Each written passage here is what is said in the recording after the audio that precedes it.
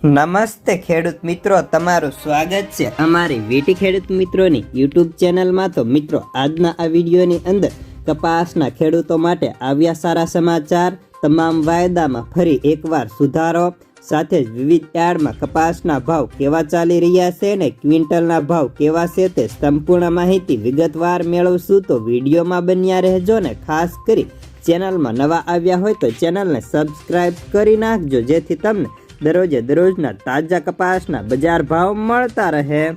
તો મિત્રો, કપાસ બજારની સૌપ્રથમ વાત કરીએ તો કપાસ બજારના ભાવ સ્ટેબલ હતા અને ક્યાંક પ્રતિ મણે 5 થી 10 રૂપિયાનો સુધારો જોવા મળ્યો હતો અને આવકો પણ ઓછી જોવા મળી રહી હતી ને કપાસની બજારમાં આવક ઉપર લેવાલી કેવી આવશે તેના ઉપર બજારનો આધાર રહેલો છે।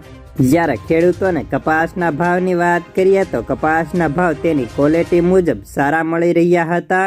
જ્યારે 4G કપાસમાં 1550 થી 1580, A ગ્રેડમાં 1520 થી 1450, B ગ્રેડમાં 1480 થી 1530 અને C ગ્રેડ અને C પ્લસની અંદર 1400 થી 1450 સુધીના ભાવ જોવા મળતા હતા।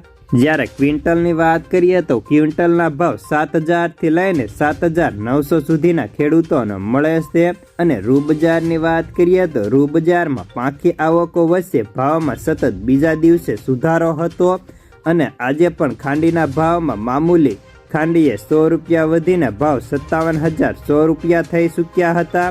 જ્યારે વાયદાની વાત કરીએ તો ખોળ બેન્ચમાર્ક આજે 33 વધી 2886 રૂપિયા થયા હતા।